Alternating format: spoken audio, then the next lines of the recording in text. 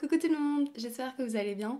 Aujourd'hui je vais vous parler de ma première opération qui est une expansion palatine ou un agrandissement du palais, selon le terme qu'on utilise. Et dans une autre vidéo je vous parlerai de ma deuxième chirurgie qui était une grosse chirurgie du maxillaire, de la mandibule, un petit peu du reste. Je vous mettrai la vidéo dans les alentours ici et dans la barre d'infos. Première chose avant de commencer la vidéo, avant de dire quoi que ce soit, c'est super important, c'est de dire que je ne suis pas médecin. Je suis patiente.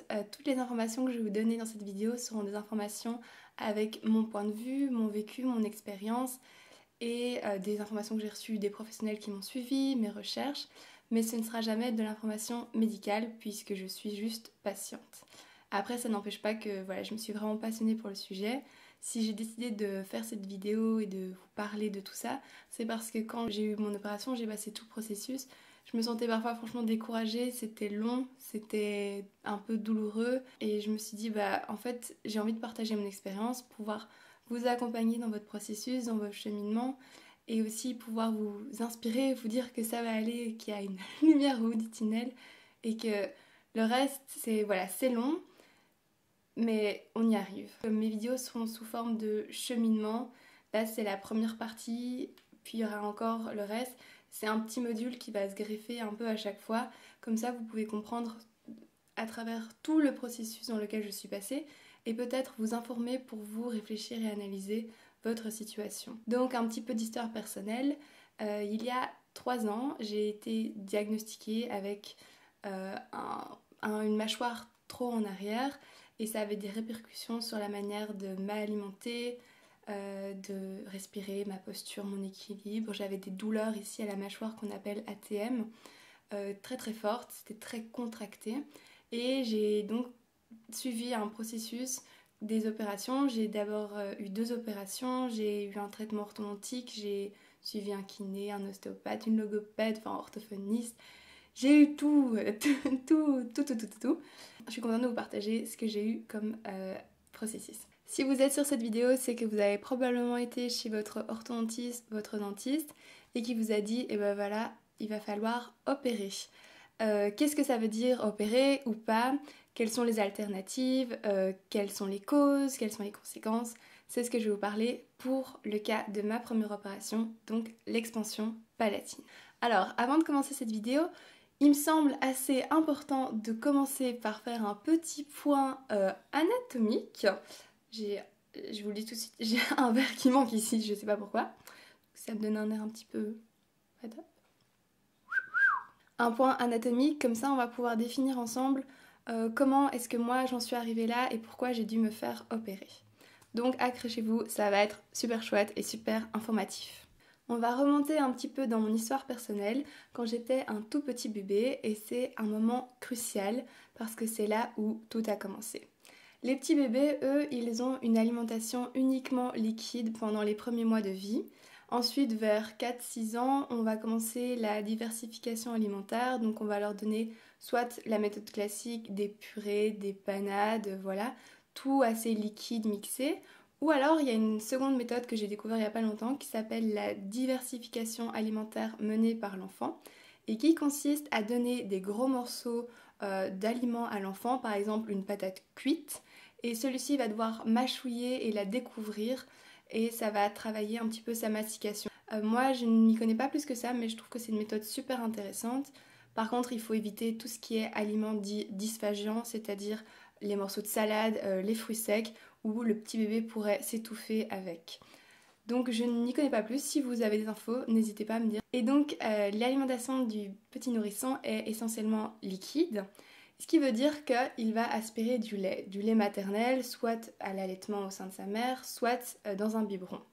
Et le lait doit passer directement dans l'œsophage et il ne doit pas passer à travers les voies respiratoires, sinon il va s'étouffer. Donc il a toute une structure et un mécanisme qui protège ses voies respiratoires.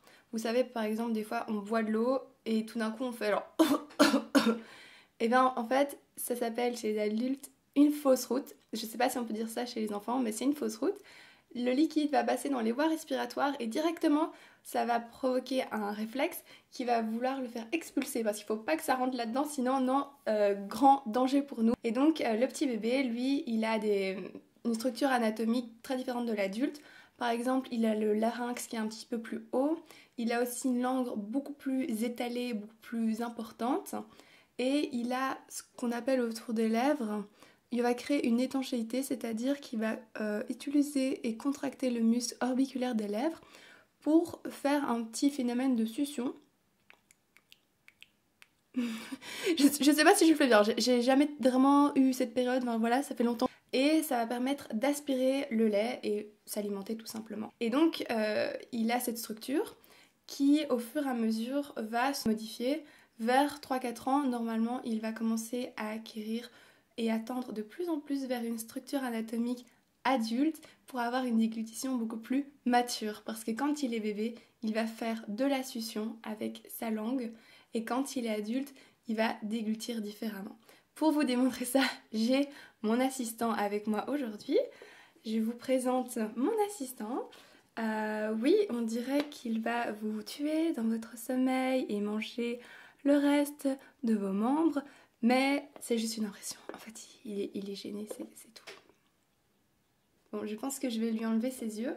Désolée, mais moi-même, ça me fait flipper, j'ai l'impression qu'il regarde à travers mon âme avec ses grands yeux. Donc, je vais vous montrer à l'aide de ma langue artificielle qui sera ma chaussette avec des pastèques. Franchement, j'aime bien, c'est pas mal, c'est sympa, c'est coloré. On a ici notre mâchoire adulte. Le bébé, lui, il a d'abord la langue en position plus ou moins basse pour pouvoir faire ce mouvement de succion, de vague, pour pouvoir attirer le lait. Et ensuite, elle va progressivement remonter et se positionner un petit peu sous les incisives. C'est ce qui va passer donc ici. La langue est comme ceci. Et ensuite, elle va venir monter, monter, monter. Et elle va s'appuyer derrière les incisives. La langue, c'est vraiment un muscle super puissant. Tellement puissant que le fait d'appuyer contre le palais comme ceci, ça va le permettre à se développer. Et ça va être super important pour la suite. Parce que si notre bébé n'a pas le palais développé, il ne va pas pouvoir avoir un développement correct de l'arc dentaire. Donc ici, on appelle l'étage supérieur, c'est l'étage maxillaire, et l'étage inférieur, c'est l'étage mandibulaire. L'étage maxillaire est un petit peu plus grand que l'étage mandibulaire. Il vient se positionner légèrement pour l'entourer, légèrement, tout légèrement. Et ça, c'est une position normale. Voilà. Donc ça, c'est très important à savoir.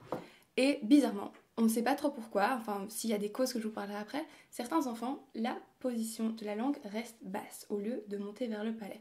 Et là, c'est là où tout a foiré chez moi, où ma vie a changé, mon visage a changé, ma langue n'est jamais montée au palais. Donc comme je vous disais, il peut vraiment y avoir une multitude de... Est-ce que je garde ma chaussette ? Franchement, je l'aime bien, je trouve que ça donne un style. Il peut vraiment y avoir une multitude de causes. La première, moi, ça a été une déglutition infantile, donc c'est-à-dire que ma langue est toujours restée basse, comme ça, et j'ai toujours continué à faire des mouvements de succion au lieu de remonter vers le haut et d'avaler normalement. Le problème, c'est que j'avais les voies respiratoires ici, tout était congestionné, bloqué, donc c'était des causes dites obstructives. Je ne pouvais pas inspirer par le nez, respirer correctement. Normalement, l'air passe par les cavités nasales et il est filtré, réchauffé, humidifié. C'est la manière de respirer la plus physiologique. C'est celle qui va être le mieux pour le corps, qui va donner le mieux d'oxygénation. Sauf que moi, comme tout était bloqué ici, j'ai respiré par la bouche. Et donc j'étais comme ça. Et donc j'ai eu une respiration pas physiologique parce que celle-ci est relativement fatigante vu qu'il n'y a pas tout le processus de filtration, de réchauffement, etc. Ça passe par la bouche, donc on est fatigué, donc on dépense de l'énergie pour rien. En plus, on a l'air bête, ma position reste en bas, il n'y a pas de développement, la structure est vraiment immature. Ça engendre tout un problème. Donc ça, c'est la première cause. Ensuite, il peut arriver que certains enfants aient des amygdales irritées, gonflées derrière, et donc qui gardent la langue vraiment en avant, en position basse, pour pas pouvoir toucher derrière parce que ça leur fait mal, et du coup, pas de développement. Ou alors, juste par exemple, ils regardent leurs parents, ils imitent leurs parents, ils respirent par la bouche, ils respirent par la bouche, ils apprennent comme ça peut être des mauvaises habitudes. Enfin bref, il y a vraiment plein de causes. Moi par exemple, quand j'étais petite, on n'a pas arrêté de me dire ferme la bouche, sinon tu vas avaler des mouches. Bah ouais, mais fallait m'emmener chez l'ORL et voir qu'est-ce qui se passait et pourquoi ça marchait pas. Je vais vous proposer un test très simple. Il suffit que vous preniez un verre d'eau et vous avalez une gorgée. Si vous avez toujours ce réflexe de phénomène de succion, je vais vous montrer premièrement comment ça donnait.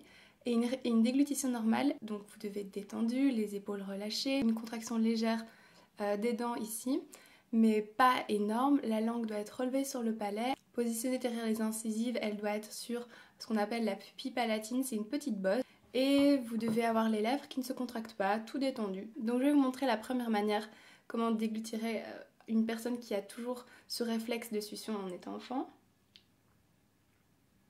Vous voyez, je contracte mes lèvres et maintenant une déglutition normale. Voilà, rien ne se passe. Il y a juste mon larynx qui remonte, mais c'est tout. C'est normal, c'est détendu. Alors, qu'est-ce que vous faites si, comme moi, vous avez respiré par la bouche, que votre langue est restée en position basse, qu'il n'y a pas eu de développement du maxillaire et que vous arrivez à l'âge adulte et là on vous dit « Ah, va falloir opérer ». Il y a deux options. Premièrement, vous devez bien aller voir un ORL pour, comme je vous dis, éliminer toutes les causes. Deuxièmement, soit c'est rattrapable juste par de l'orthodontie, et du coup il va juste réaligner la position de vos dents, puisque en fait l'expansion du palais ça va travailler juste le palais, ça va pas travailler la position des dents, donc dans tous les cas en fait vous avez vraiment 90% de chances d'avoir un traitement orthodontique, il n'y a pas d'autre moyen de faire bouger les dents. Donc vous avez soit juste un traitement orthodontique et on arrive à rattraper le truc, soit vous avez une technique qui est vraiment populaire en ce moment sur YouTube, qui est de Dr Mew, qui s'appelle le mewing. Je m'y connais vraiment pas plus, mais en gros, les gens vous proposent de faire des exercices où vous mettez votre langue en position haute et en fait, à force de occasionner une pression, ça va développer le palais et du coup, vous allez modifier la structure et les traits du visage pour les rendre plus saillants. Parce que souvent, le profil d'une personne qui a la langue basse, ça va être le menton en arrière, la bouche ouverte, un petit nez, voilà, ici assez peu développé, ici un peu trop peut-être surdéveloppé. Et donc c'est moins attirant puisque c'est vrai que les traits bien carrés, les mâchoires bien développées, c'est un aspect beaucoup plus saillant, c'est plus attirant esthétiquement parlant. Je vous mettrai quelques infos que j'ai appris sur ce sujet dans la barre d'infos. Mais c'est un processus qui est long, puisque arrivé à l'âge adulte, les os ne sont plus aussi plastiques quand on est enfant et donc il n'y a plus moyen de faire ce même genre de pression. Vous présenter comme option, c'est de faire une chirurgie parce que c'est facile, c'est rapide et vous allez pouvoir directement aller dans le processus.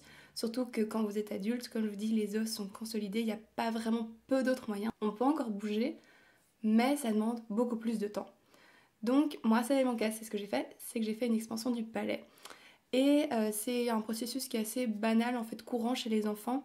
On leur pose ce qu'on appelle un écarteur. Donc déjà, le nom dit tout. Un écarteur, voilà. On va leur mettre ici, au niveau des dents, on va coller un petit appareil. Et en gros, l'appareil est constitué comme ça, plus ou moins. Et au milieu, vous avez un mécanisme, un ressort, où tous les jours, vous venez, ou tous les X temps, moi c'était tous les jours, vu que c'était une opération, tous les X temps, vous venez avec un tournevis, activer l'appareil, tourner et progressivement distendre le palais. Chez les adultes, c'est un peu la même chose, mais c'est différent. Il va y avoir une opération puisque oui, les os sont déjà durs, ils sont déjà consolidés. Et donc, ce que le chirurgien va faire, c'est qu'il va faire une fracture, en fait une lésion au niveau de la suture intermaxillaire. Chez les enfants, la chance qu'ils ont, c'est que les os sont encore mous et plastiques, donc c'est facile. On peut faire ça sur plusieurs mois, j'imagine. Chez les adultes, on les opère, on fait une fracture, et pendant 10 jours, dans mon cas, on a activé mon appareil. Je vous laisse imaginer, du coup, qu'est-ce qui se passe, c'est que le palais s'ouvre, et donc il y a de plus en plus de place, donc ça c'est cool, ma langue va pouvoir monter au palais, mais qu'est-ce qui va se passer au niveau de mes dents ? Ce qui va se passer, c'est un moment très intense et très gênant. C'est que je vais ressembler à Vanessa Paradis, mais pas aussi jolie qu'elle, non. On va avoir l'impression que j'ai perdu un match de boxe et qu'il me manque une dent devant. Voilà, en fait, c'est carrément la réflexion que m'a fait un ami. Ça m'a fait rire sur le moment, c'est pas grave, je le vis bien. Ce qui va se passer, c'est que donc tout le haut, le maxillaire va se distendre et donc il va y avoir la place en haut pour, dans mon cas, c'était une dent. J'ai eu vraiment beaucoup de place et c'était un moment socialement plutôt gênant. Je vous avoue que déjà on vous met un appareil, vous avez une opération et là vous avez la place d'une dent, donc vous n'avez pas envie d'aller faire la conversation à des inconnus à ce moment-là. Ça a duré pour moi pendant 1 mois et demi, 10 jours où on a ouvert, activé et donc j'ai eu le trou qui s'agrandissait de plus en plus et 1 mois où on a attendu que tout ça, parce que j'ai quand même eu une opération avec une fracture, tout ça, ça se reconsolide un peu, que ça guérisse et ensuite on a fait bouger l'appareil et là vraiment en 15 jours mon trou s'est refermé, mes dents se sont réajustées différemment et c'était vraiment la libération. Donc 1 mois et demi où moi j'avais la chance d'être en révision et un examen où j'ai pas vu grand monde et que mes amis proches. Et après ça s'est remis facilement et j'ai pu continuer la suite de mon aventure qui a changé clairement ma vie, mon visage, mon esthétique, ma manière de réfléchir, de déglutir, d'avaler, de ma posture, enfin bref, tout ça. Je serais ravie de vous en parler dans une deuxième vidéo. Si vous avez des questions, n'hésitez pas à me les poser dans les commentaires parce que je suis très passionnée sur ce sujet. J'espère que cette vidéo a été informative et si vous passez à travers ce processus, n'ayez pas peur parce que la première opération est relativement légère. J'ai mis en tout cas moi 1 semaine à 2 semaines grand max à m'en remettre. J'avais les joues gonflées, c'est tout. J'avais l'écart entre les dents, je le savais. Et en fait, c'était pas très lourd, c'est passé très bien et c'est une opération qui se pratique assez souvent. Donc n'ayez pas peur pour ça. Merci beaucoup pour votre écoute et je vous souhaite une excellente journée et à bientôt.